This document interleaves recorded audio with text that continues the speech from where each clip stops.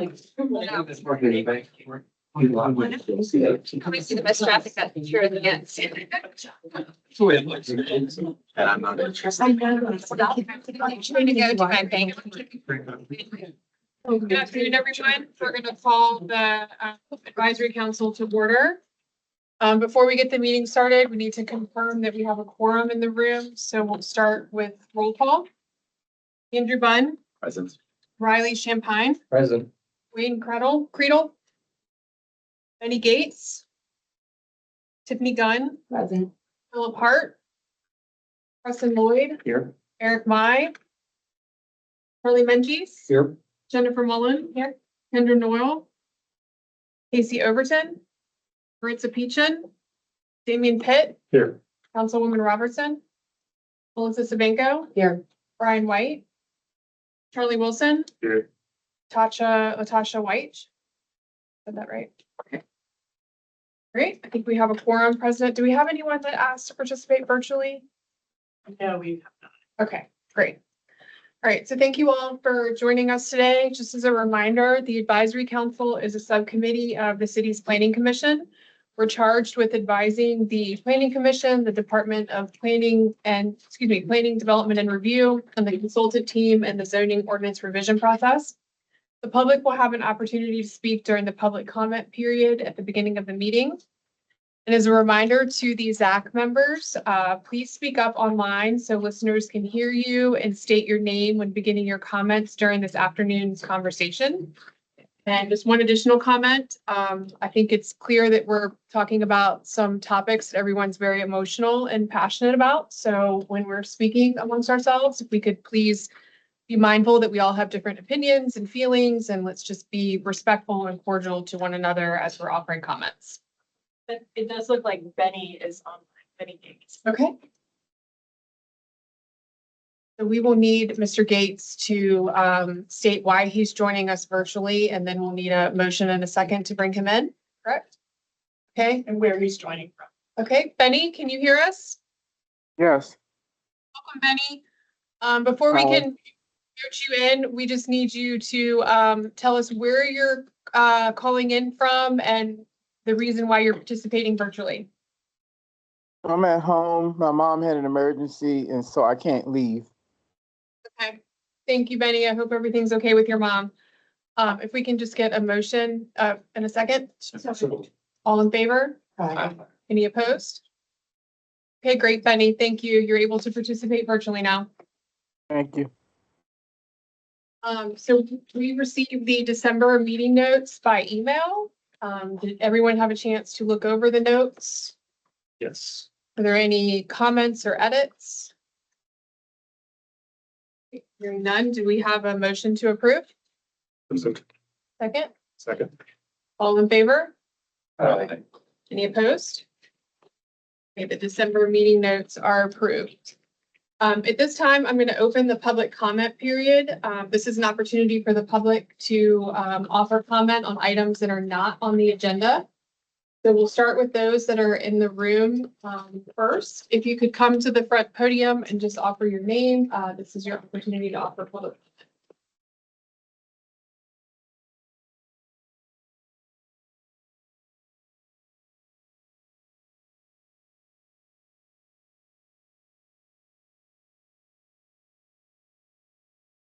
Hello. Oh, hi. My name is Sven Pollard and I work for the Partnership for Smarter Growth. We're a local nonprofit. And so today, the public comment I wanted to give was mostly just about the fact that we have joined the Homes for All Our Neighbors Coalition. We believe that it is deeply important for the city and the zoning right to allow equitable growth throughout Richmond, particularly in areas and neighborhoods that have been protected from that growth in the past. And we continue to ask that you all support mixed uses throughout the city to allow for a more walkable, livable Richmond. Thank you. Thank you. Anybody else present that would like to offer comments? Yes, please come forward.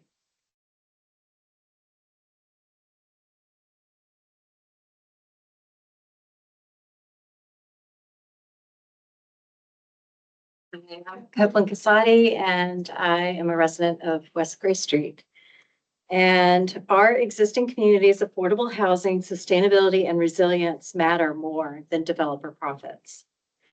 Last week, I was admiring an existing affordable home in Richmond's Peter Paul neighborhood that was enjoying affordable solar opportunities that benefit its residents' utility costs and health. It's a 1,200 square foot home in one of Melissa Savenko's phantom under 25K categories. It sold in 2022 for $198,000.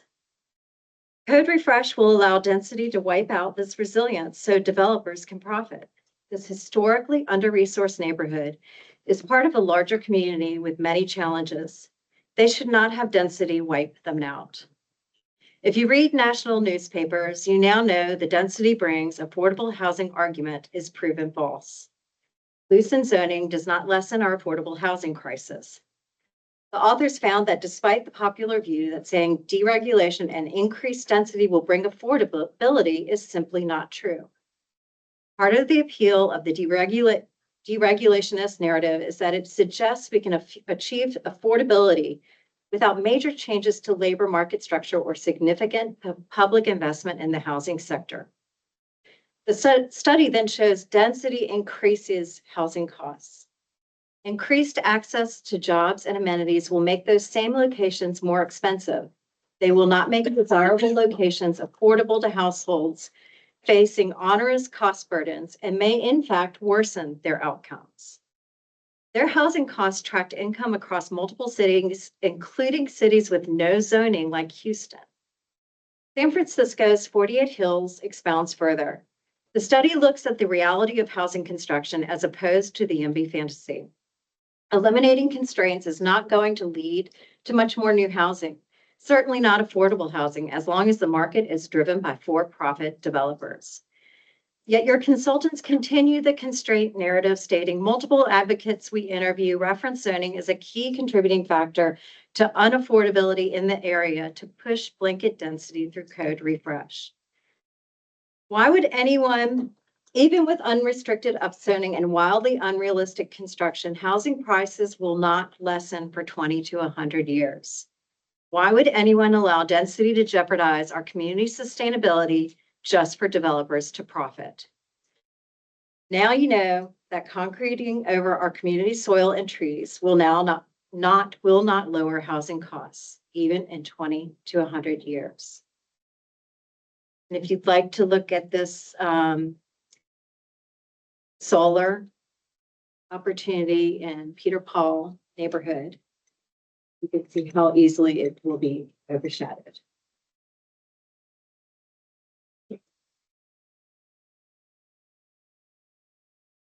Anybody else present that would like to offer comments? Come forward.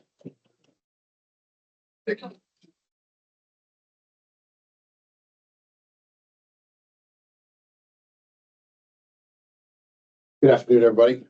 My name is Tommy Waterworth. I'm a local real estate agent in town. I own property in Churchill on the 200 block of North 32nd Street on Chimborazo Park. I want to thank you all for the work that you are doing. It's been interesting to sit and listen to the different perspectives of both the public and the arguments that have been had at the table.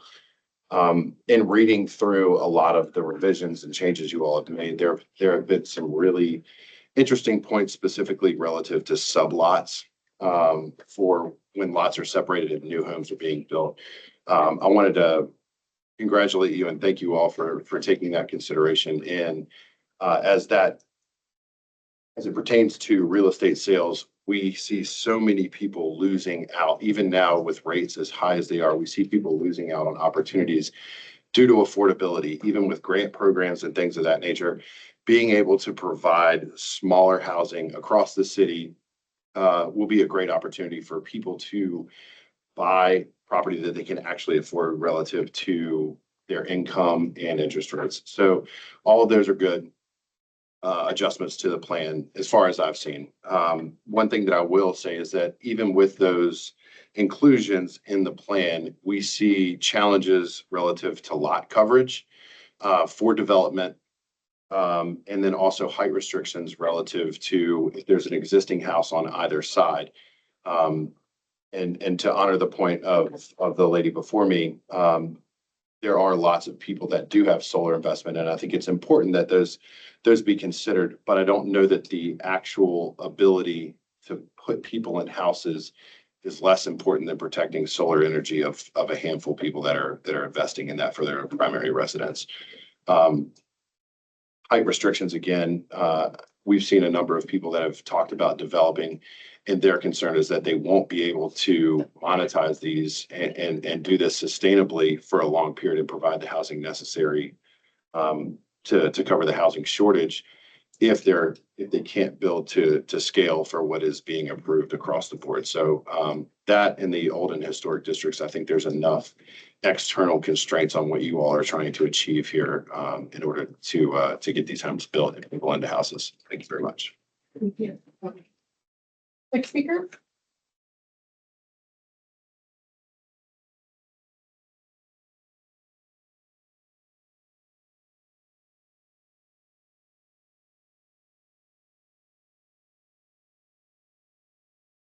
Hi, good afternoon. Good afternoon. My name is Meg Lawrence and I live in Ginter Park. I want to speak today about the issue of churches being unilaterally zoned MX3. Certainly churches being in the institutional zoning in the first draft was problematic, but this is not it. This is a one-size-fits-all solution for such a broad variety of properties, sizes, the buildings, their locations. Ginter Park alone, the Ginter Park Residents Association, has something like 10 churches in it. These range from properties that have large lots, some of which front on Chamberlain, but go back into residential areas, to others. There's a church that is actually in what was a house in the middle of a block. I've heard the expression revert to context, which I think is what is the current situation, that if a church gives up the property is zoned according to the surrounding property. That is what needs to happen. If that property if the intention is to do something other than zoning of the area of the property, that needs a special use permit. I know that there's a great attempt to get away from that, but sometimes we need that. And you cannot look at the different churches throughout Richmond and think that one possible category like MX3 is the solution. And part of that problem is the commercial uses that will be allowed. So many new commercial uses are being moved into areas that have no commercial uses, and the protection is supposed to be the conditional use permit. Well, is it the conditional use permit that exists right now? Or is PDR coming up with a new version? The current conditional use permit is vague. It's not designed for any of these situations. Will not have an undue adverse effect on the public health, safety, and general welfare. I don't think you can find a more vague statement. Who gets to decide what that is? So I urge you to really look at the conditional use permit before anything goes forward, because you have moved so many commercial uses into areas that they've never been, with this as the protection. Thank you. Anybody else that would like to offer comment? Hi. Marianne, do we have anybody online? Yes, Patty Barrel. Patty Merrill, you can unmute and offer comment. Okay, you can hear me? Hear you. Great. My name is Patty Merrill, and I'm the president of the West Hampton Citizens Association. I want to briefly highlight a topic that is worthy of discussion by the Zoning Advisory Committee. Under our existing zoning, we achieve limitations on the occupancy of a dwelling unit in part through the definition of family, which applies to a group of persons living together in a single housekeeping unit, and among other things, limits the occupancy of a dwelling unit to 3 unrelated individuals. As you know, Code Refresh has eliminated the definition of family, and in doing so has eliminated both the requirement that the group of people be living together as a single housekeeping unit and any limitation on the number of unrelated people living together. Instead, under Code Refresh, you look to the definition of household living, which means, quote, residential occupancy of a dwelling unit by a household. A household is considered one or more persons living together in a dwelling unit with common access to and common use of all living, kitchen, and eating areas within the dwelling unit. Tenancy is arranged for less than 30 days. More than 30 days. As for the limitation of unrelated people in such household, you have to go to the definition of group living, which starts at 9 unrelated people, and therefore can deduce that the limit for household living is 8 unrelated individuals. To date, I've been primarily focused on the alleged incremental density generated by number of dwelling units on a lot, particularly in single-family detached neighborhoods. However, this suggests we also need to be very focused on the potentially exponential additional density resulting from the permitted number of unrelated people living in each dwelling unit. I've done some informal research of other Virginia jurisdictions with a focus on those jurisdictions who have recently revised their zoning. The standard appears to be approximately 3 to 4 unrelated individuals. I would strongly advocate that Richmond adopt something similar. I would also like for Richmond to reintroduce the concept of living together as a housing unit to reduce the potential for dwelling units being converted into rentals where no one appears to be responsible for the property and it is difficult to identify, let alone reach the landlord. Thank you. Thank you. Marianne, is there anybody else online? Does not look like anyone else has their hand raised. Anybody else that would like to offer comment before we close the public comment period? Okay, we'll close the public comment period. Were there any questions from the council members? Oops. Move to the next agenda item. I guess we're already timed out, so. Okay. We'll move next to a council recap and meeting introduction.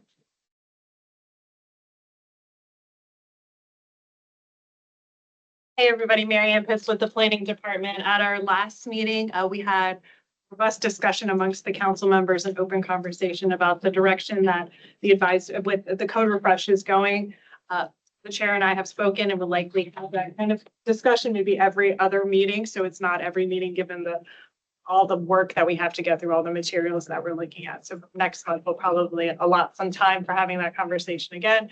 We also continued the discussion of the changes between draft 1 and draft 2 of the ordinance and had an introduction to the administration regulations that we shared.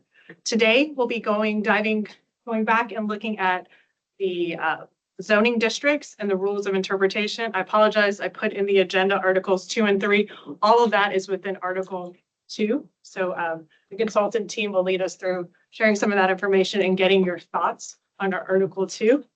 Additionally, they will be discussing the administration regulations, really focusing on what types of special exceptions can be had. So that'll be our discussion for today.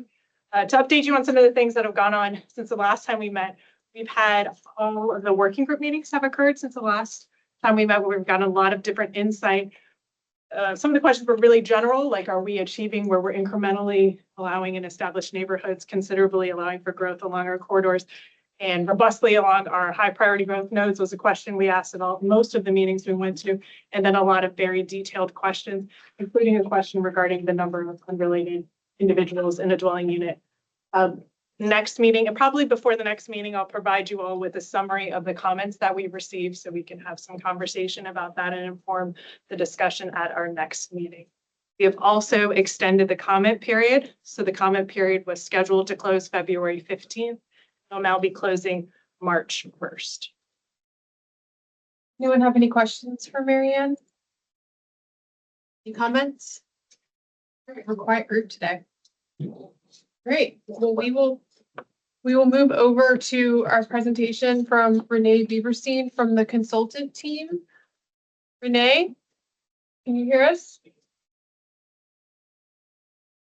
I can, although I think Colin's actually going to be starting it off today for Code Studio. Colin, we're ready for you. Okay, just trying to figure out Teams here. Marianne, Uh, Marianne, you X out so we can see.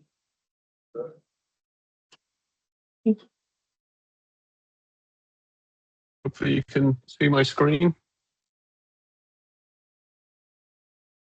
I can at least. You can see you, Colin. Okay. You're on your screen. So I think we're just hoping, I think we heard you guys last time that you hadn't really had a chance to dive in and have a conversation about the rules of interpretation.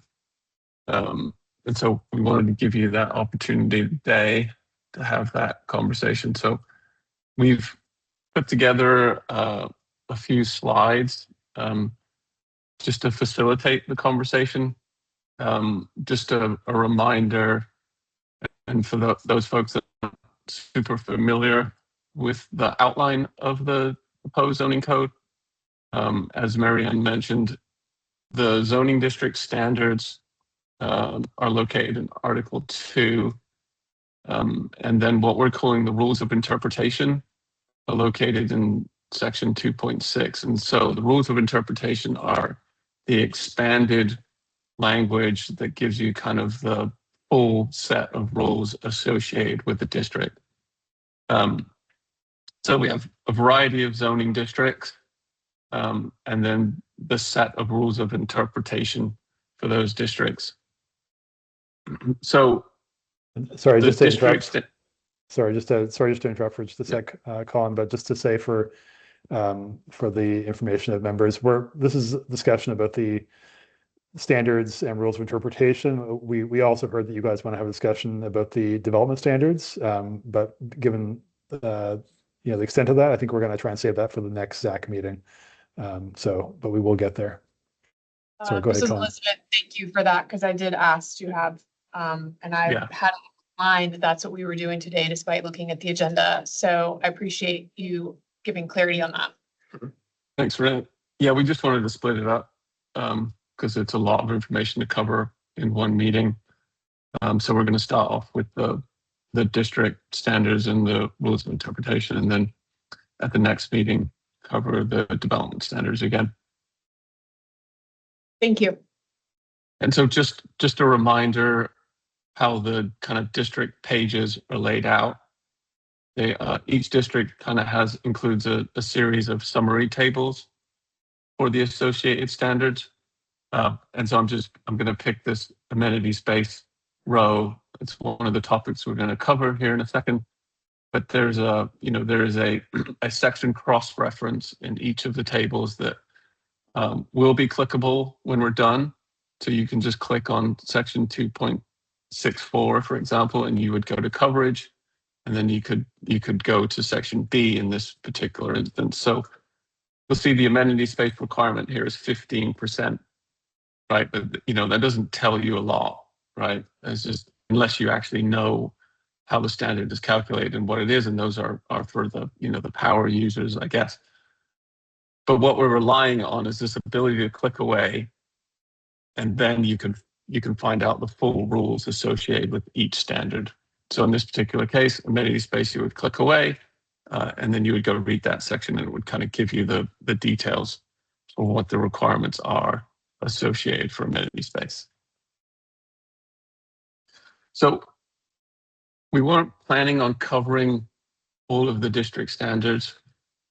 We really just wanted to focus on what we think is new, our new standards really, and standards that we haven't really talked about or covered before in previous meetings, just in order of time. If there are any questions associated with anything that we didn't address today, we're happy to go back and address those conversations after this presentation or in a following meeting. We can circle back and answer those questions in one of our upcoming meetings. So these rows that are highlighted in red are the sections that we're going to cover in today's meeting. So amenity space, the build to requirement, parking location, the streetscape requirement, building width, active depth, kind of some of the ground story requirements, and some of the transparency and entrance spacing requirements. So we have kind of two sets of districts in a sense. We have what might be considered the lower intensity residential districts, and we have, you know, for consistency's sake, we have included to the extent practical all of the rows and all of the tables, even if that standard doesn't apply. So you'll see when you're looking at this RDA district, which is one of the lower intensity residential districts, there are a lot of NAs associated with this district. But when you kind of transition into some of the higher intensity districts, some of the multifamily districts and the mixed use districts, you'll see that some of those standards are now filled in metrics. So there's kind of, you know, there's two slightly different sets of districts. We weren't necessarily planning on covering kind of the individual metrics associated with each district as part of this meeting. I think there's just too many districts to cover and too many districts to go through. Again, we are happy to answer questions if you have any specific questions about a specific metric and why is it 3 here or why is it 20 here. We're happy to answer those questions. But I think what we wanted to do today was just kind of give you a brief overview of the standard itself, and then give you the opportunity to ask any questions. We're happy to kind of just go through the presentation. There's probably, you know, 10, 12, 13 different standards that we could go through. I'm happy to go through those. And then we can do questions, or we can present a standard, and you guys can ask questions about that standard. So I don't have an opinion, whatever works easiest for everybody. I want to be mindful that everybody might not be ready to ask questions right now. I think just continue with your presentation, it seems. Okay. So one of the kind of new standards is outdoor amenity space, and it comes in two types: common outdoor amenity space and pedestrian amenity space. The idea of outdoor amenity space is to kind of help provide on-site shared recreation and open space, and then to encourage pedestrian-oriented and publicly accessible gathering spaces. So it's just a way to provide kind of shared, common, open space on site to to improve the quality of the development and the quality of life as part of the project. As I mentioned earlier, the requirement is percentage based. So it's based on the percentage of your lot. So it does vary by district slightly, but it's something like 15 or 20% of your lot area has to be provided as outdoor amenity space, either common or pedestrian. So this open space can go at grade, and it can go on upper stories as well. So it can be on roof decks, or it could be at grade as a courtyard, as a pedestrian plaza, anything like that. But it has to be kind of permanently accessible to the residents and users of the development. The idea is that it's open, but it can be covered if necessary. We just need to make sure that there's enough clear height that when you're in a covered space, it still feels open and doesn't feel too low. And so there's a bonus built into the system that we're trying to get, common outdoor shared spaces that are usable by folks in the development. But if you choose to provide that space so that it is publicly accessible, you would get credit. So you would get like double credit if you provide that space so it's publicly accessible and open to the general public. So that's the kind of the idea and the concept behind Elizabeth. outdoor amenity space. Colin, could you Yeah. pause there? We have a question. This is more of a comment for the PDR team, understanding, of course, the motivation that this is coming from, but I'll make an observation that Virginia Housing, for instance, when evaluating affordable projects that are utilizing their financing or low-income housing tax credits will oftentimes not approve, for example, balconies and other similar kinds of outdoor amenities as part of that. So what I would hate to see is for our ordinance to include requirements that in fact are going to create compliance problems with the primary affordable housing financing that we're trying to utilize to increase the supply of affordable housing in the city of Richmond. And so I have some concerns that while this is well-meaning, in implementation, it may actually run into conflicts with those affordable requirements. And so I would encourage PDR to make sure that there's been appropriate conversations to vet whether any of these requirements are in fact going to create that disincentive. Thank you, Preston. Charlie?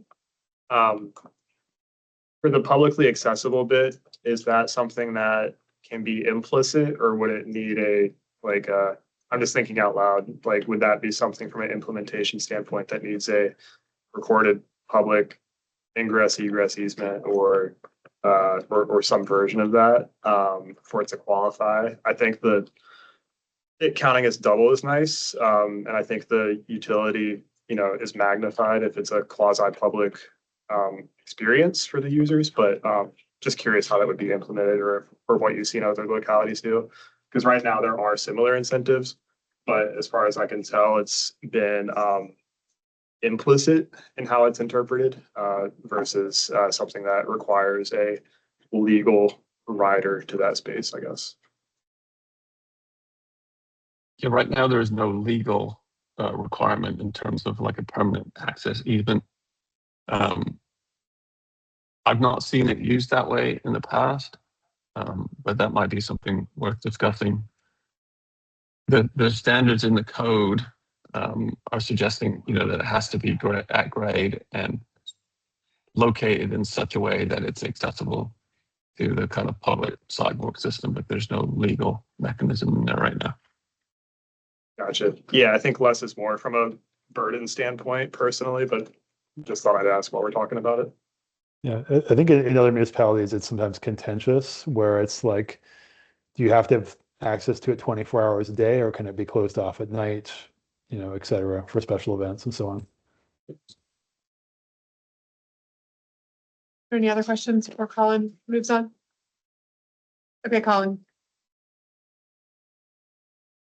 So this is the build to requirement. So this is just instead of a minimum setback for buildings, which you will see in a lot of kind of older ordinances. This is pulling buildings up to the street. So we'll have a minimum setback and a maximum setback. So the minimum setback is you can't go any closer to the street than this. The maximum setback is now saying you can't go any further back than this as well. So it's setting a range where you have to put your building facade. So this is just, we're trying to create more pedestrian friendly environments, reduce the emphasis of cars along the street edge. So instead of letting buildings set back way in the distance, we're trying to bring buildings up to the street, closer to the sidewalk, to engage the kind of the public realm in the streetscape. So this is, it's set again as a percentage of your lot width. So a minimum percentage of your lot width or lot frontage has to have a building within what we're calling the build to zone. the minimum maximum setback. So it's 50%, 60%, or 70% has to be within that build to zone area. Once you've once you've met your build to requirement, then you are free to place buildings outside of the build to zone. So there are other kind of miscellaneous standards associated with the build to, in terms of, there's a standard in there that says you have to address the corner first if you're on a corner lot, because that's where we really want to see a building. There are other exceptions. So, we have the pedestrian amenity space that I mentioned earlier. So we want to make sure that if you are providing that space, that is also included kind of in your calculation of your build to area. And then there are other exceptions, like for clipped corners in the code, just to make sure you can keep that visibility triangle. And then for lots that are too small in width, we want to make sure that we don't want your build to preventing you from providing adequate vehicle access, if that's what you want to do. So that's kind of the build to requirement, pulling buildings up to the street. Any questions? I'm not hearing any. So this kind of goes hand in hand. The build to is somewhat focused on preventing cars from coming up to the street edge, parked cars coming up to the street edge. So there's kind of two different approaches here, again, based on the kind of the scale of development. So we've got a real simple standard in here that says no parking between the building and the street in certain settings, right? So if you pull buildings up to the street using the build to requirement, there is the potential that you could park cars in front of that building. Potentially, you could squeeze it in depending on the minimum, the range of your minimum and maximum setbacks. And so this is just making doubly sure that we're not getting cars parked in front of buildings where we don't want them. The standard is measured based on the build to requirement. So the no parking between the building and the street only applies for the portions of the building that are being used to meet your build to requirement. And then we have this idea of a parking setback. So, and this kind of goes hand in hand with the active depth requirement that we're going to talk about later. But what we're doing with the parking setback is we're not really getting involved with the interior layout of a building in certain settings. We just don't want to be looking at interior floor plans for lower intensity building types. So, you have your build to is pulling the building up to the street. You have a limitation on parking between the building and the street. But then in certain instances, you will see people put parking in a building that abuts the street, which basically can lead to kind of dead space along the sidewalk area where it's just, a building with parking inside, which isn't very accommodating to pedestrians. So what this is doing is pushing that parking back. So it's a certain distance from the lot line. And it's not necessarily telling you what you need to do within that area where you can't have parking, but you just can't put parking in there. So if you want to leave it open, you can. But really what you're going to do if you want to utilize your land that you have available to you, you're going to put a building there instead. Do you have any questions?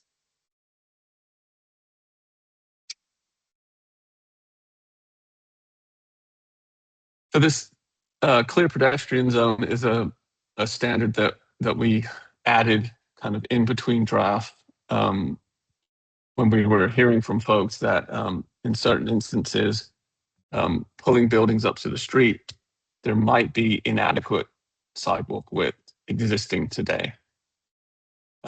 So if you pull a building up to the street, and you've got a 5-foot wide sidewalk, that's not a great outcome. So you'll see in a lot of the districts, there is a minimum, what's called a clear pedestrian zone that has to be provided, basically between the building and the street. So if your sidewalk is 5 feet and the clear pedestrian zone is suggesting it has to be 10 feet, that is going to automatically move back basically where you can put your building. So, you know, if you had a 2-foot minimum front setback, and you now have to move your building back so that you get that 10-foot clear pedestrian zone in front of your building. And so this would be done through some kind of legal easement. It would still be on private property, but it would have to be some kind of permanent access pedestrian easement that's established in front of your building in order to meet the standard. Hey, Colin, I think we have a couple of comments, questions. I'll start with Preston and then Jennifer. I don't know if you had something, and then followed by Charlie. I think Preston will probably address mine. Just trying to unpack this one a little bit. It sounds like a regulatory taking. It basically assumes that we're not going to use the existing public right of way and that we're instead going to push public right of way improvements onto the private property, and that there wouldn't be any compensation for that because this is something that's set forth in the base zoning ordinance. I have some concerns that this one probably is going to have some legal challenges under Virginia law. Yeah. So I think we still need to have some back and forth with the legal department on this one. I should have mentioned that earlier. I guess alternatively, you could expand the sidewalk out into the existing street if there's room. Sure, Would be another way to deal with this. You know, if this were a rezoning, if a property owner is requesting an entitlement, then certainly there's under Virginia law more ability for, as an inducement to getting the entitlement, to offer additional public right-of-way space, whether through an easement or an outright dedication. But I don't think you get to do it as part of the base zoning ordinance. I think it's the distinction. Sure. But yeah, worth further conversation. And this is actually making me realize another hypothetical that goes back to the prior slide regarding up to street frontage. I encountered a situation in the city's B4 district, which is what most of our downtown is currently zoned. So high density, but also includes this requirement in the B4 currently. And the property owner who was proposing a new high-rise development in B4 wanted to be able to put a lane where they would pull off and be able to have a drop off. So not a fire lane, but an actual like drop off like you would have for a valet or something like that. Yeah. And the zoning administrator said, nope, can't do that because that's parking between the building and the street, and that's not allowed. And so again, this may seem logical, but there may be actually, in fact, some use cases where we actually had to apply for a special use permit just for a pull off to be able to allow passengers to ingress and egress without blocking the street, because it was a 2-lane street and there wasn't. So just food for thought. Good to know. As both of mine. Mine was on circulation because circulation is part of the, particularly for hotels on the drop off. And then the legal. Yeah, specifically, and I emailed some thoughts about this, going back to the slide that you were on about the zone. Yeah. For any like decently sized development right now, and presumably going forward, the site plan process is what you go through, and that gets routed to every city agency pretty much ever. Honestly, it goes to a lot of people, including Public Works, who have they kind of have you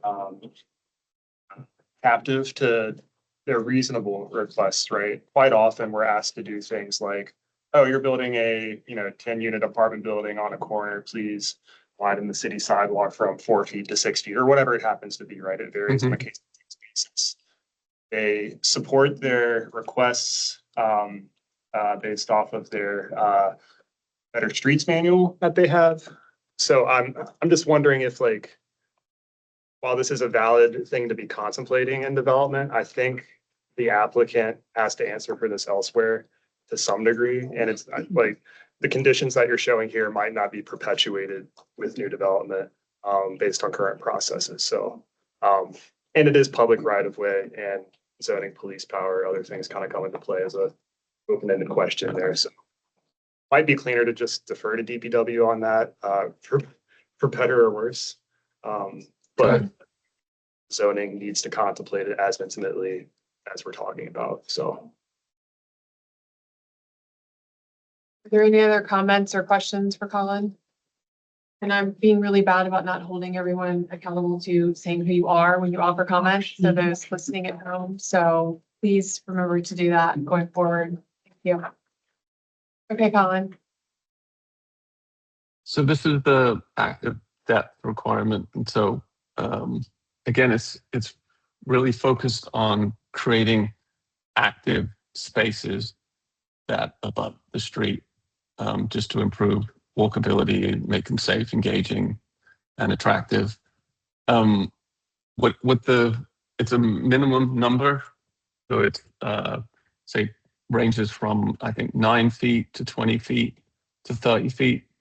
It goes up in scale depending in theory, kind of how intense or how pedestrian oriented a district is intended to be, or whether, for the most part, we've set 9 feet for ground story residential buildings. And then there's something like 20 or 30 feet in kind of ground story mixed use or non-residential areas. So it's and so when we're basically saying a certain percentage of your build to requirement has to meet that minimum depth. And so what you'll see, sometimes again in a residential setting, you will see parking will be right up at the street. So, we've set this minimum number of 9 feet to get, like, some people might call that like the bonus room. So 9 feet within the first 9 feet of the building has to be kind of active uses. And so we kind of gone at it backwards and defined inactive uses. And you do have a similar requirement in today's code, I believe, in the TOD district. But we're suggesting inactive uses are parking, obviously, corridors, stairwells, areas used for storage, and then things like electrical rooms. So basically, if it's not one of those, one of that set of criteria, we're considering it active space, and it can be used within that the active depth area. And as I said before, it only applies to portions of a building used to meet the build to requirement. So if you have, 60% build to requirement, that's the portion that the active depth applies to. So there are other portions on your lot, 40%, that don't have to meet this active depth requirement. And then even within the required active depth, there is some wiggle room. So like 20% of that area can be used for inactive uses, except for parking. So you could, just for overall flexibility, you can, have a corridor, a stairwell, or electrical room for some portion of your active depth. But we are trying very hard to not let people put parking in the active depth space. Colin, we have a question. This is Jennifer Mullen. On that percentage, again, just back to, I've had a few discussions from TOD district and even some special use permits with respect to this active depth and stairwells that had to be located there based on building code or mechanical rooms that needed to be based on the distance from, particular utilities. So I'm just curious how you came up with the 20%. Was that based on the discussions with planning and zoning on what has come in as had to get an exception, but it all sort of fell under that 20% threshold? Just because when you're constructing multifamily buildings, there are particular places that, and Charlie is better at this than I am, but there are particular locations for those facilities. Yeah, there's no scientific basis on the 20%. It's just a number that we've been using consistently for a while now. And so it gives you some level of flexibility without kind of giving it all away. Melissa? This is Melissa Savinko. I'm just trying to understand this in the residential context. Does Yeah. this mean you could not have a home with a driveway beside it? No, you can have a driveway beside it. This is in the building. So the parking setback might come into play for surface parking outside of the building. But nothing is going to prevent you from having a driveway.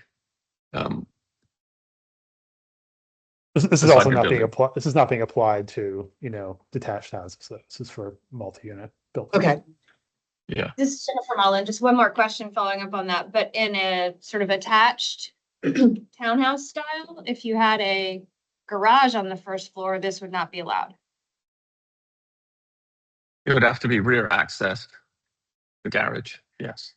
So if it's coming in from an alley or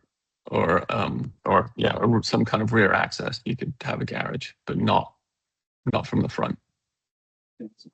This is Elizabeth Greenfield. That assumes that there is an alley or the alley is functional. And also from, a builder standpoint, the alley access is going to be very expensive. And then that requires folks to potentially give up if they're in a townhome or a 2/2 and there's already limited green space, they're giving up even more like potential backyard.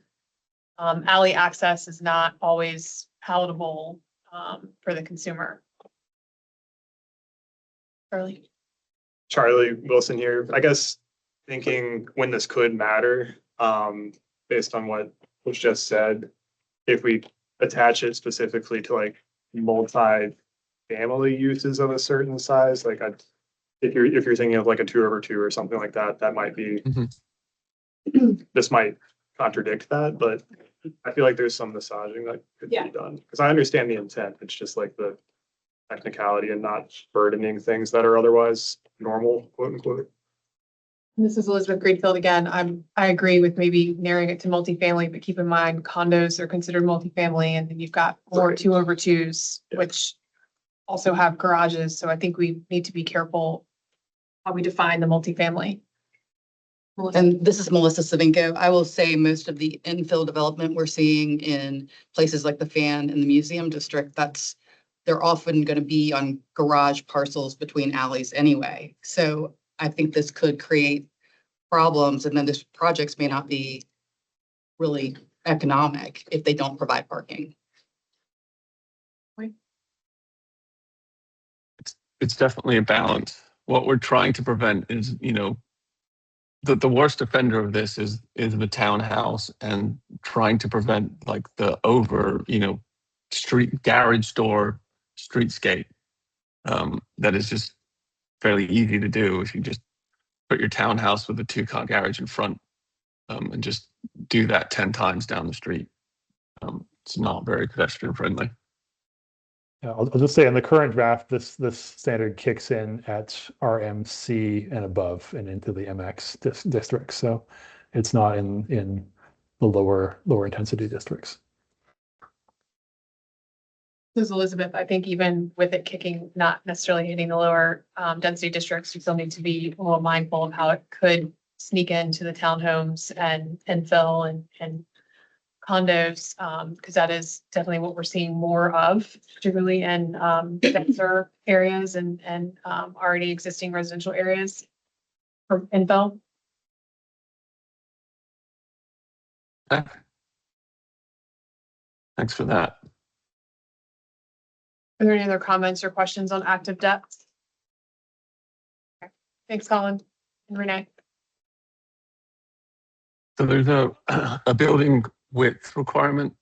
So it's fairly common in zoning to regulate vertical massing. And so this building width requirement is regulating horizontal massing. So trying to break up larger buildings so they don't over empower the public realm and are just over intimidating to pedestrians. So there's a standard in a lot of the districts. It's a numeric number, 100 feet, 200 feet, that sets a maximum distance for the width of the building. There are exceptions in the rules of interpretation that will let you continue the building on, for example. So if you provide basically an open area or a courtyard that meets certain minimum dimensions. So if you have a building width of, say, 200 feet, if you were to provide a courtyard space that meets the dimensions in the code, that breaks the building up pretty significantly, I would suggest, then you can continue on that building, another 100 feet or another 200 feet.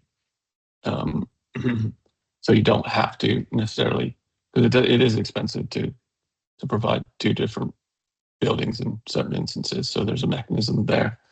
Two buildings can abut one another. They just have to be two separate buildings, right? And so they have to have no shared components and are structurally independent from one another. Then we also do have, in certain districts, we have a maximum units in a row. So in districts where we're anticipating townhouses, we've set a maximum number of units in a row, just to prevent a large number of units in a row that can also impact the pedestrian experience as well. It's on building width comments.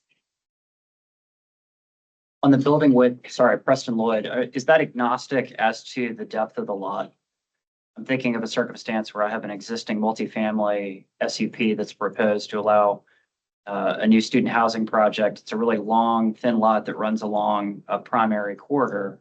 And so we've got for fenestration articulation along the streetscape, but it's a really long streetscape. And so if we had to break it up, there's no way to do a deep courtyard, if you will, simply because the depth of the lot doesn't allow for that. And you can't break it up into two buildings because, as you alluded to, you'd have to build two elevators and, all the other building infrastructure doubles that cost. So that's a good point. So we'll look at that. How deep is that lot? Roughly. And it was enough just to have one double loaded corridor. So units would be able to be shared off a single corridor. And so, if you were to break that up, you're going to lose the units on one side of the corridor for whatever the length of your courtyard would be. Mm-hmm. Okay. Charlie Okay. Wilson, the question Thanks is for that. are you seeing this applied? Is it more about providing open space or is it more about introducing architectural texture variety?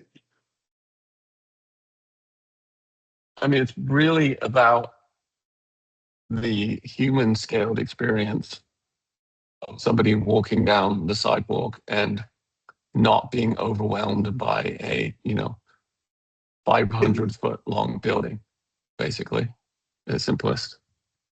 It's just intending to break that building up. So it's not so intimidating. Got it. Yeah, I was just curious. Thanks.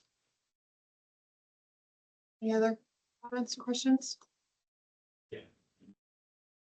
Okay, you can move on. There's a few ground story requirements in here. So the first one is just the minimum ground story height in a number of districts. So I think under building code, I think it has to be 7'6". So that's probably, we are measuring ground story height in the code from floor to floor.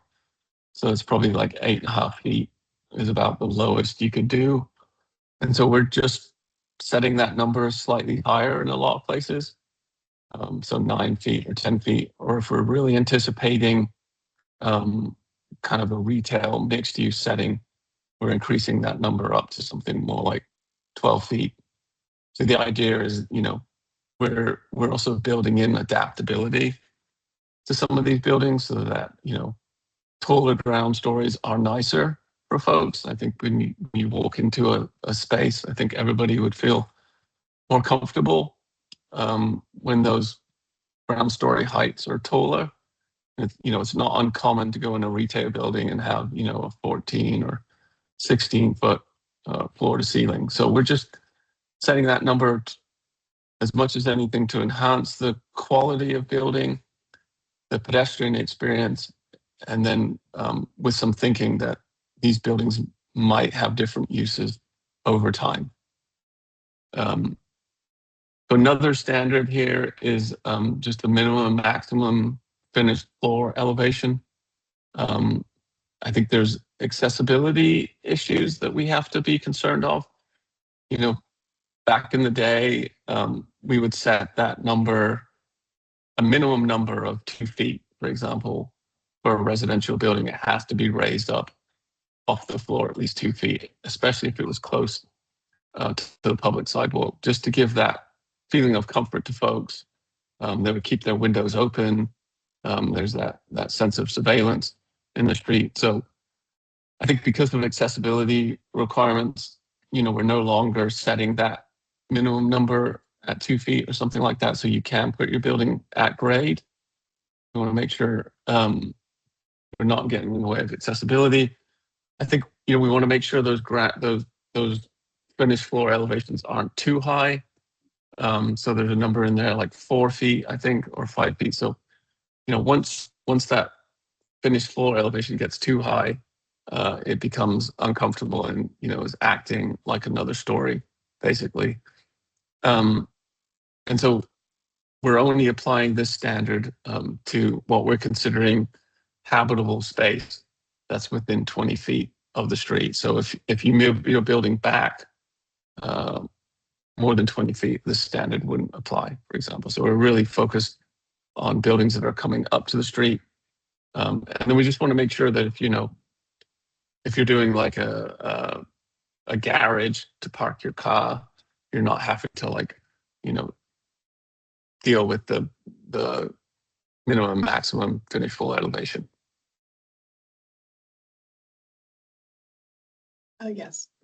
This is Preston Lloyd, just a clarifying question, and I know that we'll be getting to nonconformities in a later conversation, but if an existing building is in commercial use and it's being converted into residential use, how would these standards apply to an existing structure? Yeah, I guess we'll have to get into that. If you're just switching out one use for another use, I can't imagine that these standards this particular one is going to be required.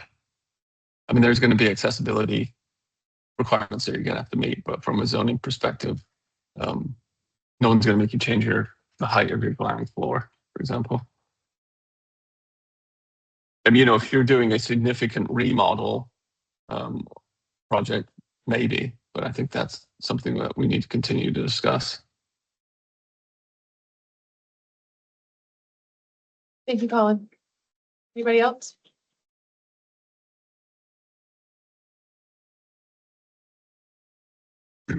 So there's transparency requirements in the code for a lot of the districts. So it's important to note that the transparency requirements only apply to street-facing building facades. So building facades that don't face the street, there is no transparency requirement. So we're just trying to regulate those building facades that are face the street and are up close to the street. This is the requirement that you have today in the TOD district.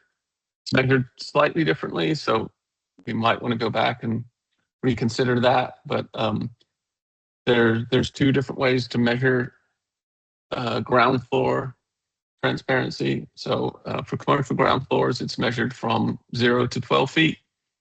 And then for residential ground floors, it's measured from 1.5 feet to 8 feet. So those are kind of like the key areas where we're trying to focus the areas of transparency along the street front.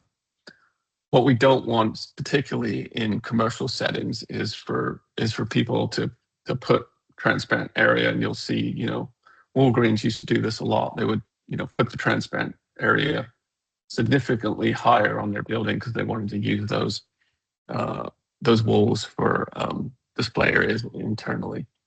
And so that's trying to prevent that. So there's a number of requirements that we've got in here that when it comes to measuring transparency. So we just want to make sure that, if you have muttons and sashes and other elements, that are wider apart, you can't calculate those in your transparency calculation.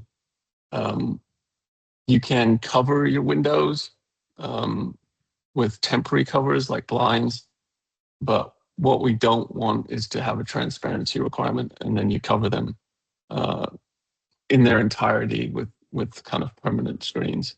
That kind of defeats the purpose of having the transparency requirement. We've also seen this in the past that they'll put in windows and they'll put a wall, an interior wall, right up at the window, which kind of in a sense defeats the purpose of having a transparency requirement because you want people to be able to see in the building to increase that kind of permeability between the inside and the outside. So you can still put a building wall, but it just has to be set back at least 5 feet to give yourself a little bit of room. And then the same, it comes with kind of interior display. We don't necessarily want you covering up your windows in their entirety with a kind of interior display. So there's limitations on that as well. Sorry, don't mean to dominate the comments here, but one thing that's, I think, relevant to building standards is that one of the key ingredients that catalyzed the residential conversion of Scott's Addition and Manchester neighborhoods in the city of Richmond was the utilization of historic tax credits, which provided additional equity for developments to convert formerly industrial buildings into residential. But in taking advantage of the federal historic tax credits, you have to follow very strict National Park Service regulations that requires not putting new penetrations through existing walls. And so if we have requirements that conflict with those standards that require windows of a certain form in order to allow the conversion to residential use, it's going to prevent the utilization of that resource for fostering historic preservation and conversion to residential use. So there may need to be some sort of alignment to figure out how these requirements would come into play for existing structures that would still allow the utilization of historic tax credits when appropriate.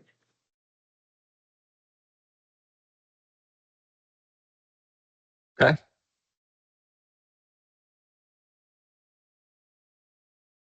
And so kind of dovetailing with the transparency requirements is just a limitation on blank wall width.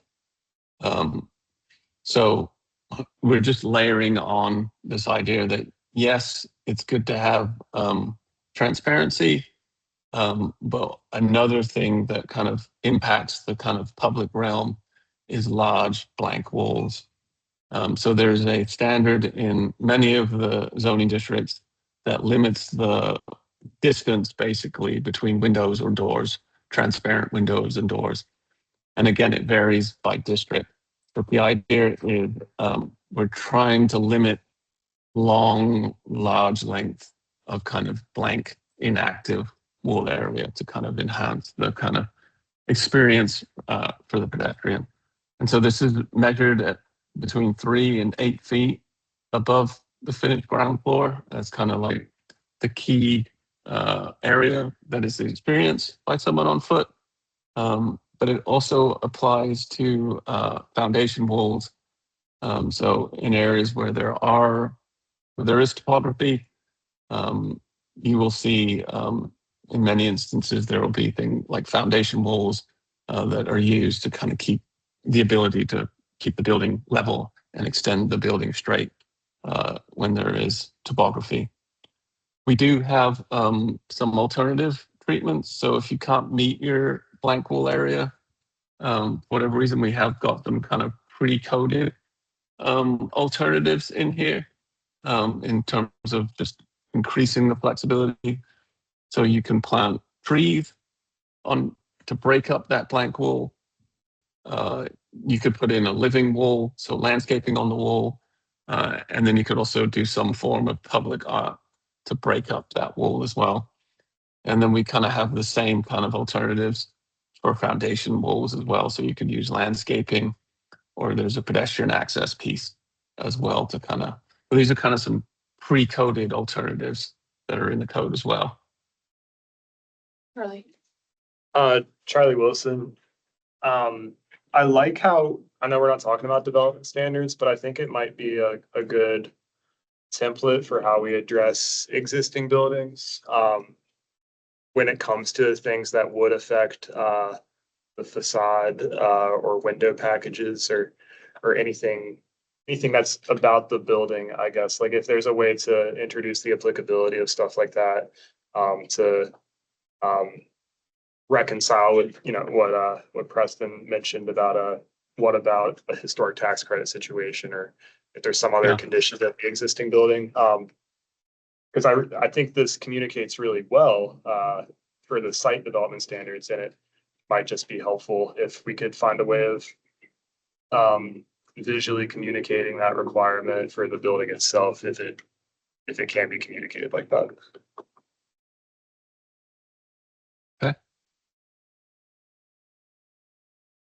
This is Riley Champagne.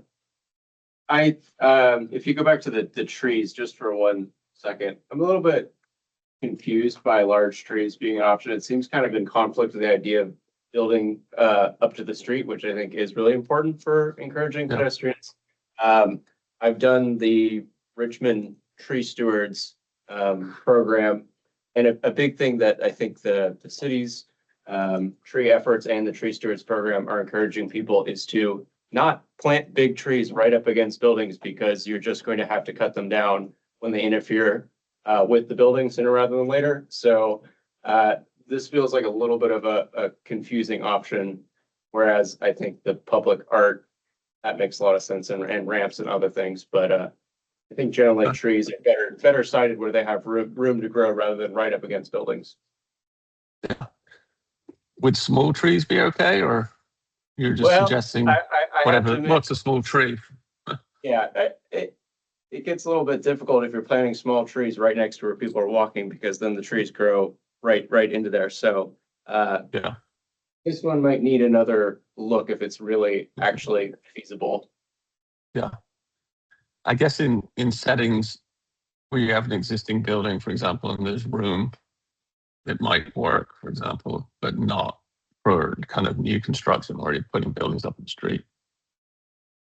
Maybe. I think it may depend. I mean, there's a build to, as we said before, so it depends on, you know, where you site the building versus the build to. But I think that the point is taken. Maybe there should be a minimum requirement if you're going to do this sort of thing, and maybe that rules it out in a lot of cases. One other observation, this is Preston Lloyd, and this is relevant to the build to as well as the street tree requirement. While our regulated utility, Dominion Energy, is working diligently to underground much of our power infrastructure, there's still a lot of work to be done there. And in many cases, you have elevated power lines which run down the sidewalk as part of the public domain. And if you are requiring a building to come to it, it's going to bring into conflict the required setback, building setback that has to be preserved from existing power facilities, which basically means that the property owner now has to spend $1 million or $2 million to underground all of those facilities in order to be in compliance with zoning and meet the setback. And so if you're trying to promote affordable housing, that's a major problem. So just again, one of those conflict issues that will need to be considered.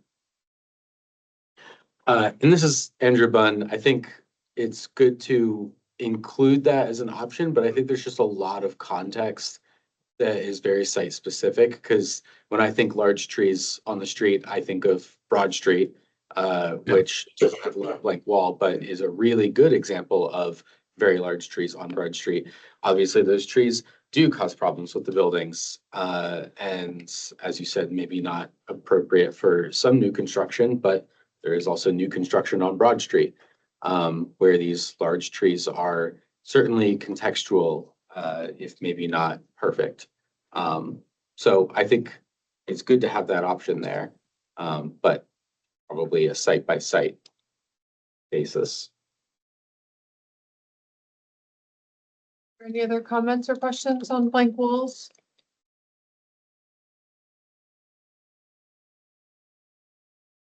So I think this is the last piece, just a requirement in districts to make sure you have the equivalent of street-facing entrances.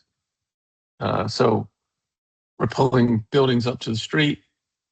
We're requiring active street front with active uses in some cases.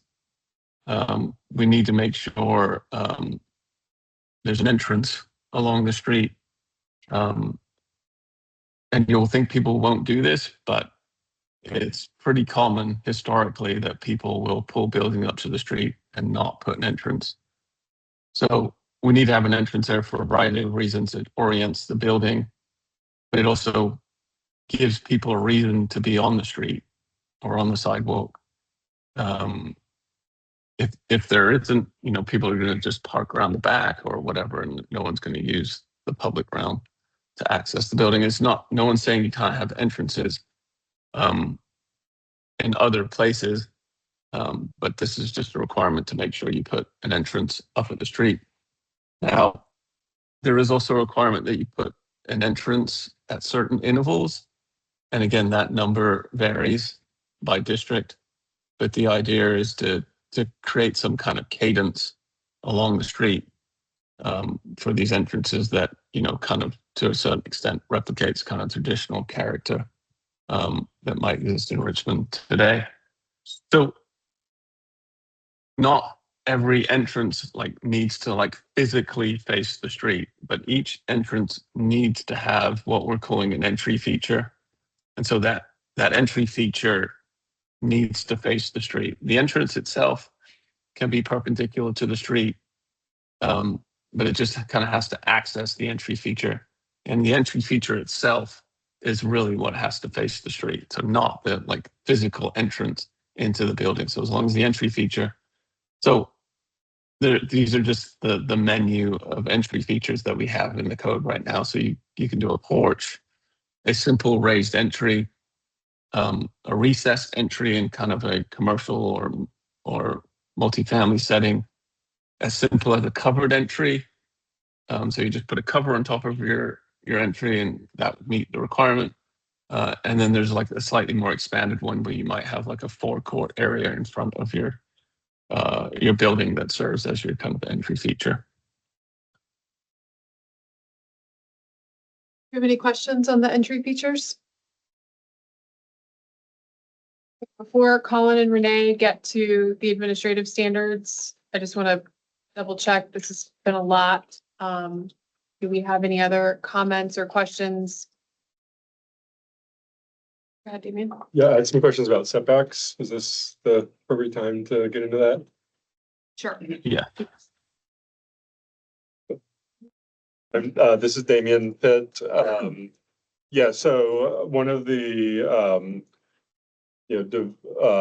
design or development standards issues that I'm a little concerned about is with respect to setbacks, because in certainly the neighborhood I live in, which is the Museum District, and from what I believe this would also apply to a lot of our other historic districts, is that we have a lot of housing that is non-conforming with respect to setbacks currently.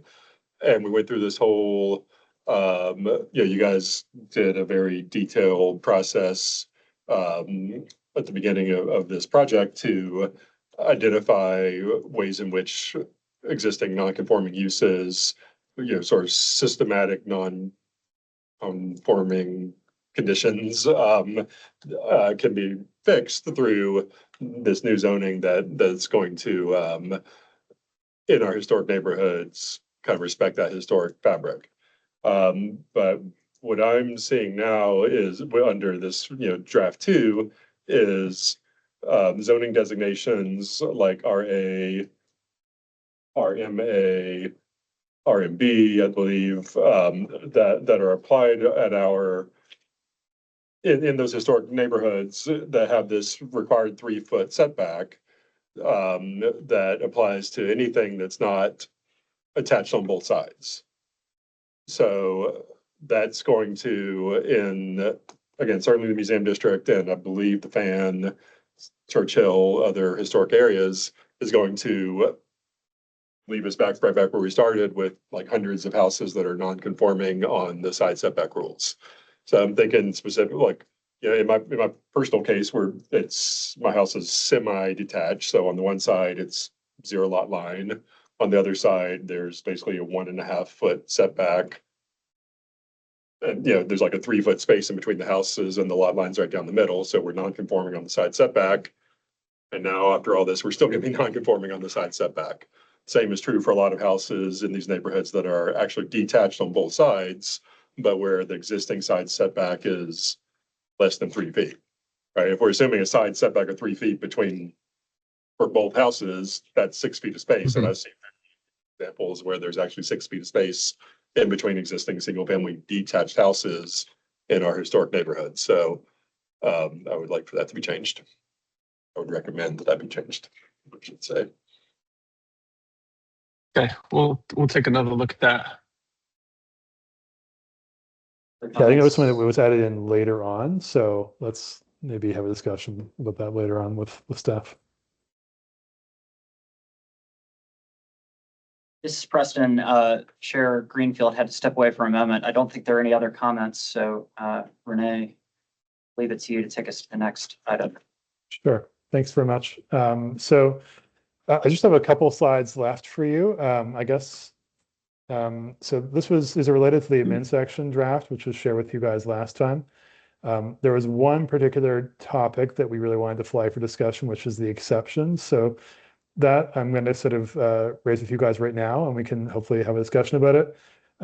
If there are other comments about the admin section draft that you have after taking a look at it, I'd be happy to hear those as well afterwards. So maybe it seems like we have a bit of time left, so maybe we can raise that. If we need to kind of do a deeper dive into any particular section of it, I'm happy to kind of come back with something at the next meeting as well, and provide you guys with some more background. But I guess the thing that really stood out to us as potential for some change is the exceptions. It's sort of a somewhat unique provision, at least in our experience dealing with other codes.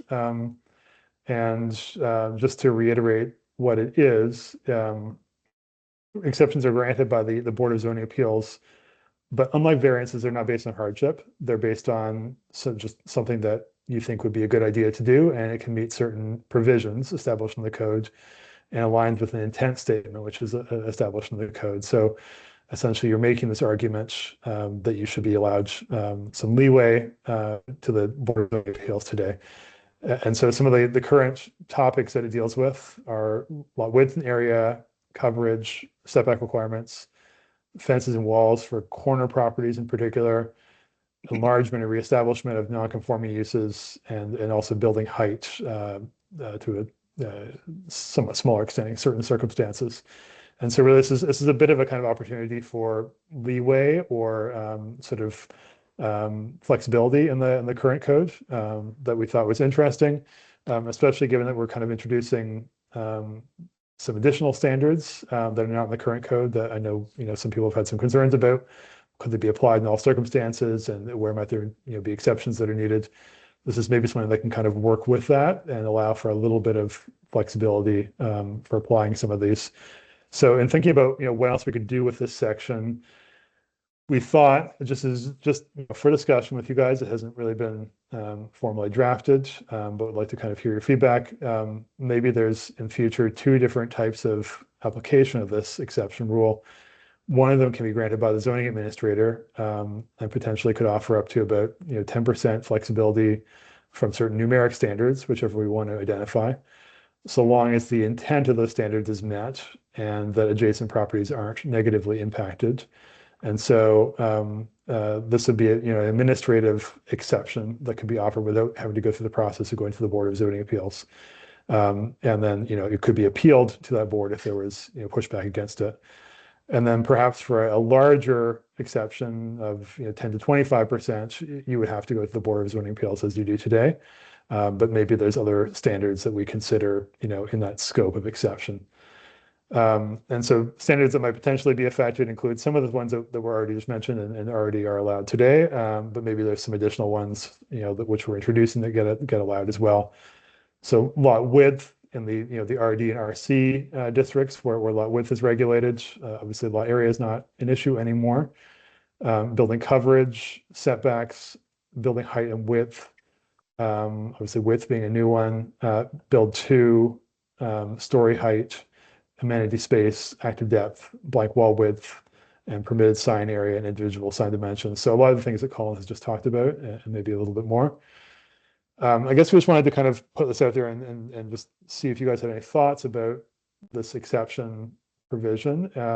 If you like this kind of general direction, or if you have any concerns about it, and if you have thoughts about which standards should fall within the scope of this, you know, maybe more of them or less of them. And are there any other conditions that you think should have to be met other than, you know, the very basic one of just meeting an intent and not negatively impacting its context? So I'll just open this up to you guys and see if you have any thoughts. Charlie in the nutshell. Okay. Yeah, Charlie Wilson. Yeah, it's interesting because you're kind of trying to, you know, build the plane while you're flying it a little bit. The current list of special exceptions slowly grew over time, you know, based on, we've got the zoning ordinance that was uniformly applied. A lot of it created nonconformity by definition of it being suburbanized development standards that the city, whatever, you know, we all know the history there, I guess. But, and then that created the friction, right, on a case by case basis. And they started hearing things either through variances or special use permits. They're like, this doesn't make sense. We should have a special exception.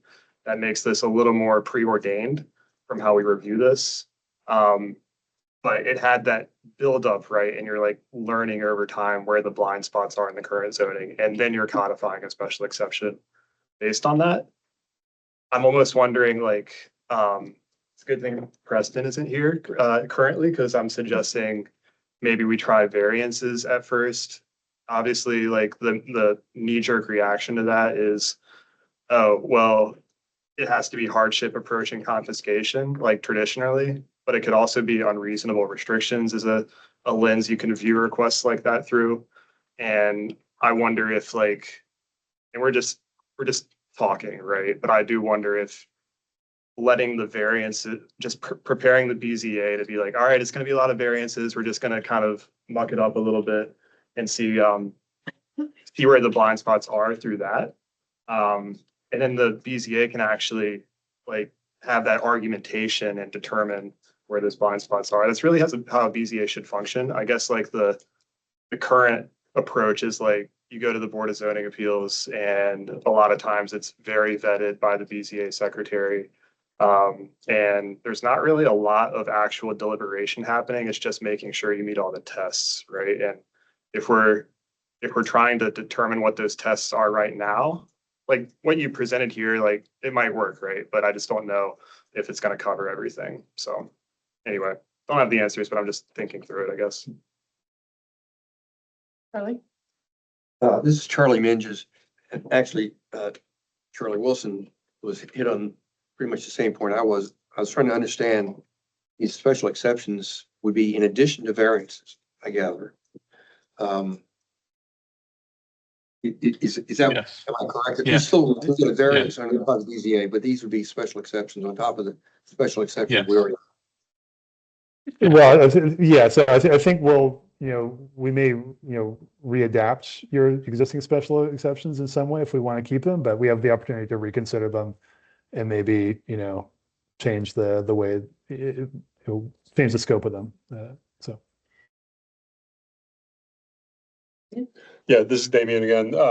Just picking up on that point, what, in that case, then what's the difference when we're talking about these I get that the up to 10% flexibility applied by the zoning administrator is different from a variance process.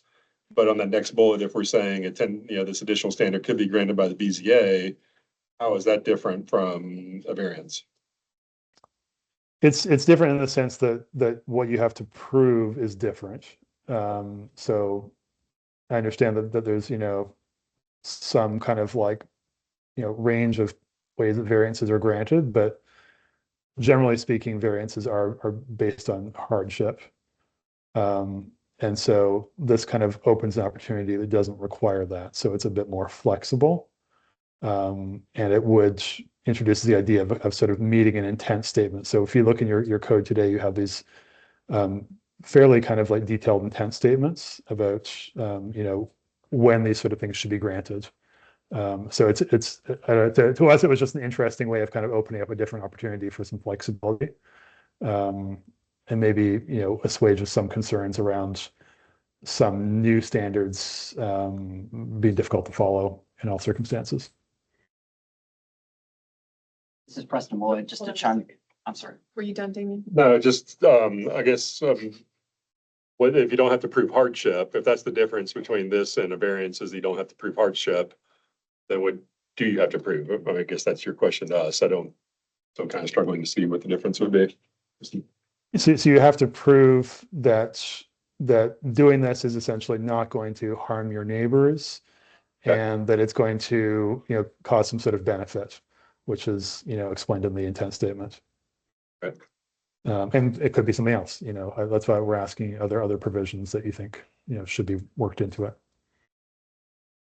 Just to further embellish upon that, this is Preston. The legal standard to get a variance in Virginia is a hardship approaching confiscation, meaning you essentially have to prove that unless you're given relief from the applicable zoning ordinance provision, that you would lose all economic use of your property, which is a really hard threshold to typically meet.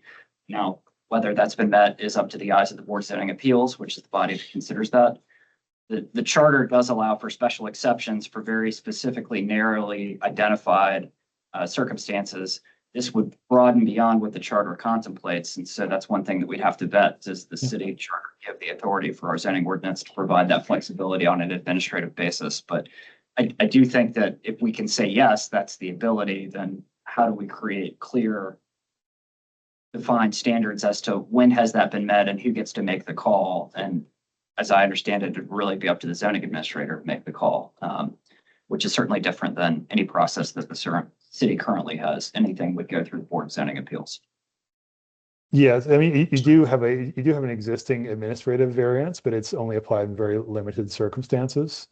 So this would be similar to that in the sense that we're trying to empower the zoning administrator to make a small change. I guess a few things to say about that are, we're hoping that overall, we're hoping to reduce the number of special use permits, as we've sort of said throughout this process. So we hope this is maybe a way that some of those could be channelized into something else that's a little bit more efficient than the special use permit process, where, those things are not being permitted by right, but where there's, an alternate room for a bit of flexibility that would allow some of that stuff. The other thing, just as a sort of concern to say, is that when you allow administrative flexibility like this, does that extra 10% just kind of become the rule in general, right? And then it's sort of just like, we might as well just said that to begin with. So, there has to be a clear rationale for the base rule, and there has to be a clear rationale for the additional 10% or whatever it is that, you're meeting some sort of special intent. So I would be a little bit concerned about a situation where just everybody goes, because it's easy, everybody just goes for the extra 10% and that's it. So we need to think a little bit about tuning it along those lines if we do this. Charlie and Melissa. Yeah, Charlie Wilson, having done a decent amount of administrative variances, the process now is the applicant and also the city sends notice to either of the adjacent neighbors. They get a shot clock of 21 days on receipt to like the letter spells it out. Like if you're opposed to this, effectively reach out to the zoning administrator. And if they do that in that period, it gets kicked to the Board of Zoning Appeals or like a Board of Zoning Appeals hearing. So I wouldn't call it explicitly easy. We've had to do a number of adjacent neighbor even if they're not the one that they're getting side yard setback relief on or whatever, like, it just takes one adjacent neighbor to at least voice their concern. Hmm. And then it goes to the BZA. I mean, that, if you try that, and then on day 21, they email the zoning administrator and say, I don't like this, or I have concerns. Then it goes to the BZA. If that happens, it's like a 6 to 8 week, like you could spend 11 weeks pursuing that if it doesn't work out. So, I don't think it would be like abused if you're trying to bifurcate it that way personally, but it's like I was saying, they're interesting problem to have to solve right now, like drafting special exceptions from scratch if that's how we're doing it. So. Yeah, this is Melissa Savinko. I guess speaking from the perspective of a neighborhood association, I would be afraid that this would become the exception that eats the rule, and it does become just the standard. And as I understand the BZA process, and I'm not an expert by any stretch, there is no ability to appeal from a BZA decision unless you go to court. Is that accurate? And the notice provision is only to the adjacent neighbors, which has caused substantial problems, at least in our community in the past, when, you know, development projects have gone through and people have sort of found out after the fact and had no recourse. So.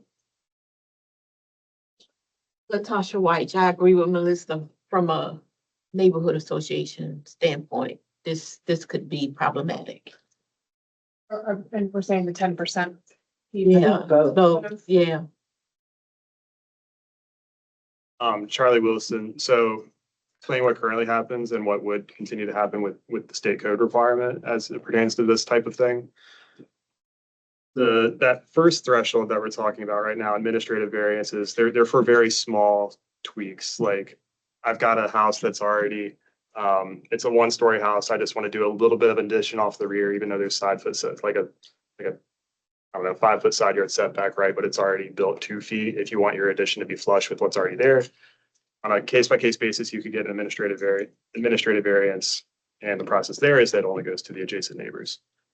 If it goes to the Board of Zoning Appeals, it has to go to everyone within a 150-foot radius of the boundary of the property. So it gets a wider, you know, if you're in the alley across the street, you would know about it. If you're sometimes in the fan, it would go to like 40, 50 different parcels, right? And they would get the city mailer. And then if it's a good applicant, they would also send their own mailers to the same people explaining the request. So to the extent people are blindsided by a request, I mean, who's to say something doesn't get lost in the mail, but as far as the process is concerned, like there are reassurances there. So. Melissa Savinko again. I hear you. I have a problem with the 150 feet rule anyway. I mean, that's not even a football field. It's half a football field. So, and even living in the fan, we have problems all the time with people who may be a block away who have no knowledge of a project just because they happen to be outside of that zone. And when we're talking about the standards here, when you start talking about lot coverage, you know, story height, you know, things like that, those in a tight urban environment are pretty significant if you're going to add 10%, much less add 25%. So again, that's my particular concern. Charlie Menges, I'm going to kind of this is Elizabeth, kind of put you on the spot. You are the BZA representative. Is there anything here that strikes you as concern or wrong approach, or, you know, from your experience on the BZA, right direction, wrong direction? I welcome your input. Yeah, well, this is Charlie Menges. First of all, I've been on the BZA very long, so I don't have years of experience to really draw from. But I mean, I think the concerns that are expressed here all make sense. I think a little bit uncomfortable in giving the zoning administrator too much discretion as an administrative matter. Because it's the Board of Zoning Appeals is citizen, I mean, it's a quasi-judicial body, but they're basically citizens who serve on it. And I just don't think you want to stray too far from what the zoning ordinance says before you have to go to the BZA. I'm not sure I know how to draw that distinction exactly. But, and I also think the 10% flexibility is probably gonna just, if that's an administrative change, that's just what it's gonna be, and you don't really want your zoning administrator to be the zoning czar. Like he or she can do all these things without going to the BZA or whatever. Anyway, so I just think that administrative type changes like that need to be very limited. And, the BZA is there for what it's there for, and it needs to be used. Do you have any other, I know Colin and Renee, you were looking for some feedback and discussion and anything back from us from what you've heard? Does the council have any other food for thought for Colin and Renee as they work on this? Because it looks like we won't see this language until draft 3. Yeah, or if you have any comments on the, the partial draft of the administrative section you guys have already taken a look at, we're also happy to receive, written comments and markups as well. But if you had any other reactions, I did say last time, a lot of the content was really just kind of adapted from your current code. So it's not, that much of a radical change, but. Anybody else? Okay. Is this it for the special exceptions? That's all, yeah. Okay, and I'm sorry, I was walking back into the room as you said, we are finishing up a little bit early. We've got about 45 minutes left. Is there something else that you wanted to bring forward? That's all that we have for now. I thought this would go longer, so we didn't include the development standards in this discussion. We thought we'd leave it for next month. But if you guys want to circle back to anything we discussed, I'm happy to raise it or talk about anything else. I would definitely like to hold the development standards until everyone's prepared to talk about those and we have more members here. So members of the council, are there any other items that you wanted to bring forth to Renee or Colin? Or feedback for staff at this point? Charlie, I know you're chomping at the bit. Not chomping. Just teasing. Go for it, Charlie. Just a kind of random thought, but loosely related to what we were talking about. It might require a charter amendment. Haven't done my homework on that, but overall, there's a lot of talk about conditional use permits or things that are permitted conditionally in the principal use chart and accessory use charts. To the extent it matters, I don't know. But if we're trying to make conditional use permits go quicker, I'm wondering if it could be discussed maybe at all. I might not be able to. Getting the Board of Zoning Appeals to hear those, Henrico, that's how it's done. The Henrico BZA hears conditional use permits for certain things. Just a thought, because I know Mr. Minges here would relish the opportunity to have longer BZA agendas. But if we're trying to make those go quicker, not having them go to city council while still requiring a very public participation process at the BZA might be something worth considering. And then if it gets denied at the BZA, the applicant can maybe try it with a special use permit or something that's more intense. But anyway, just again, random thought while we're talking about the administration of zoning issues. Yeah, this is Charlie Minges. I speak for myself on this, but also a number of other people who raise the same issue, that the conditional use permits, we don't have yet the standards for the issuance in the draft. Is that right? For certain uses, there are things that they've listed. But yeah. They're designated as conditional use, but then what are the standards and what's the process going to be for issuance of a conditional use permit? I don't think that's been spelled out yet. There's a section specific use standards that I think a little bit goes into the conditions if it's a conditional use, but I don't know how thoroughly it's, yeah. But anyway, I think it's really going to be important that we take a careful look at whatever the proposed conditional use language is, the procedures and so forth. If they're going to be kind of what's already in the zoning ordinance, or is it going to be substantially different? My only point is, I think it's a big hole that we need to fill and make sure we're filling it the way it makes the most sense. Do you have any thoughts in terms of how you want to address that? Not at the moment. Okay. You got to go through This is where a conditional use permit becomes relevant and think about whether what we've got in there now works or doesn't work. So it's going to be a fairly involved process to get there. The next meeting, correct, Renee, or Mary Ann? The next meeting, we're going to be talking about the development standards. But we can circle back to more administrative stuff as well during that meeting. So happy to maybe revisit this or any other kind of admin section topics that come up. This is Preston. I'll just offer a comparative observation from having done advocacy for conditional use permit in other jurisdictions where they are more prevalent. And while it's helpful to have a well spelled out process, I would offer caution at being too prescriptive in providing, these are the things that must be provided in order for a CUP to be approved. Because typically a conditional use is one that may be appropriate for a certain use, but you're concerned about externalities and you want to be satisfied that those externalities are going to be mitigated. And so you impose additional conditions. And so the conditions are going to vary depending on the nature of the use and the context. And so in most cases that I've been involved with, where it is a CUP, you have to kind of look at what are those externalities. And then you say, well, these are a couple conditions that would mitigate potential impacts on neighbors.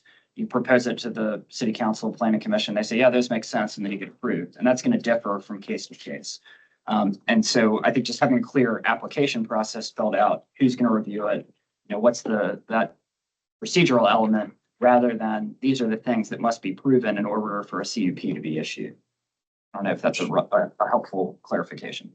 Sure. I mean, yeah, I think like a menu of kind of potential conditions that provide some clarity while also, letting allowing some flexibility in terms of, some of them not being necessary in some cases.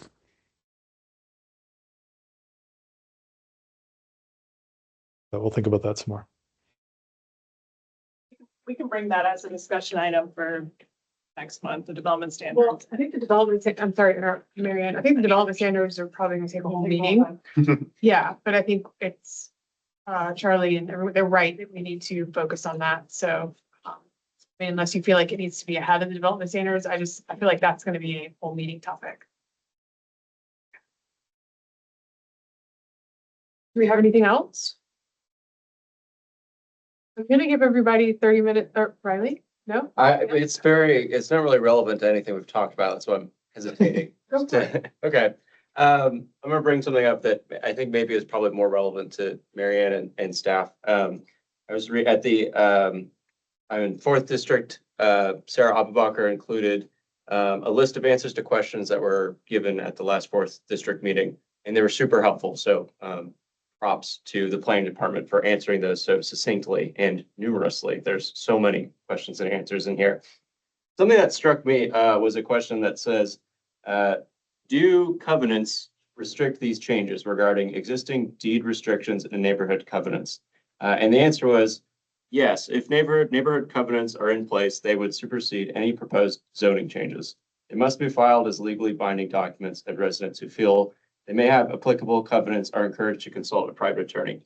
I'm not trying to open a can of worms, but my question basically is like, is this a common thing in Richmond, or is this like a really rare thing? Because that kind of, to me, immediately is like a red flag of like, we're making this zoning process, but basically there's this mechanism that can supersede it.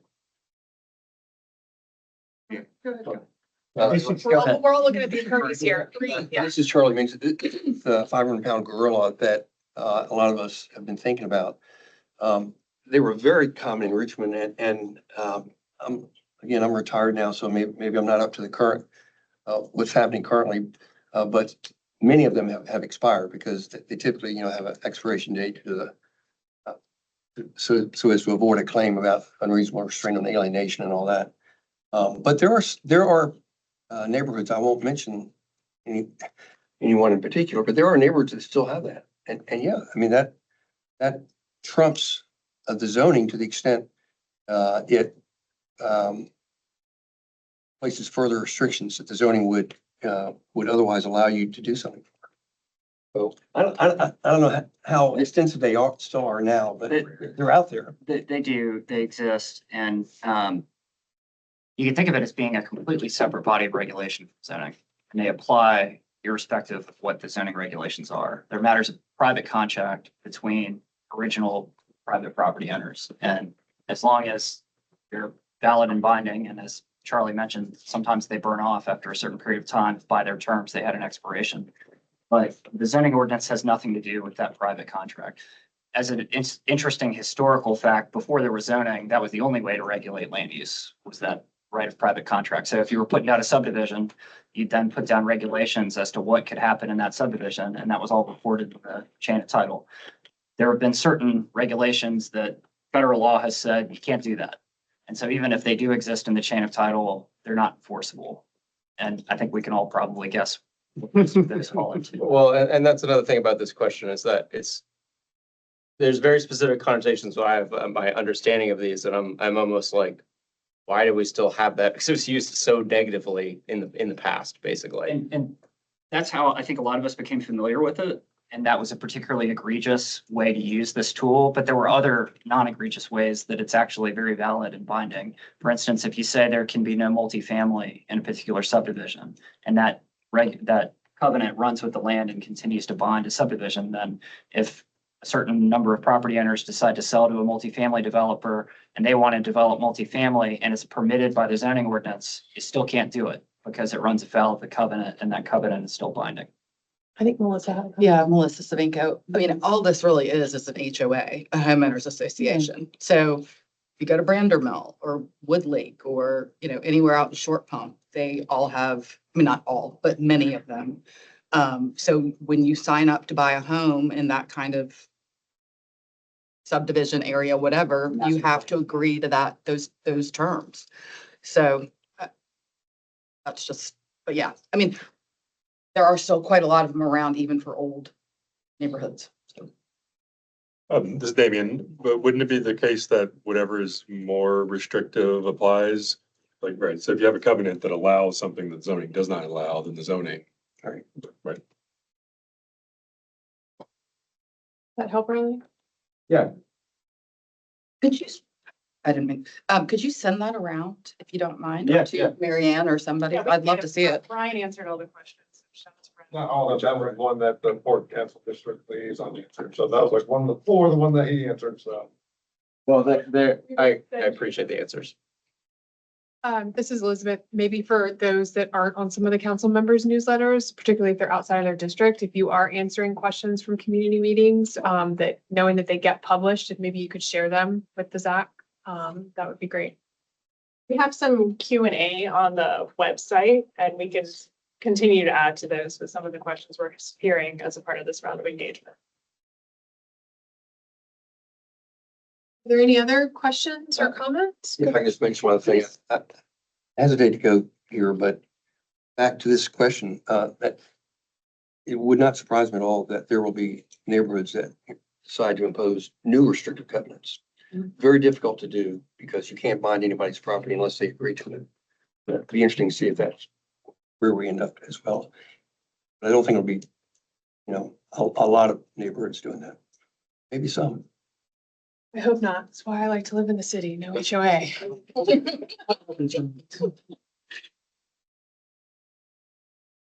Great conversation, Riley. Thank you for bringing that up. Okay, I don't want to cut the meeting short, but if you guys want 30 minutes back in your day, if there's nothing else, any other comments or questions that folks want to bring up to Renee or Mary Ann? Sounds like the next meeting, we're going to dive into the development standards that for some reason I insisted we were doing today. So I told any of you that, I apologize. So we're going to adjourn.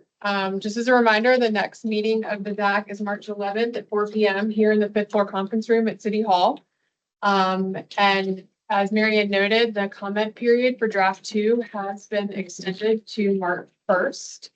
And for those of you listening or in the audience, if you have comments or questions, you can put them to richmond300@rba.gov. Also added a Google form on the website if people are struggling with utilizing the map function. Thank you. You can go in and type some information, type an address, and type your comment related to that property address, or if you want to put a general comment in that area as well. Thank you. All right, we'll adjourn. Thank you, everyone. Thank you. That's because of the parts, Charlie said.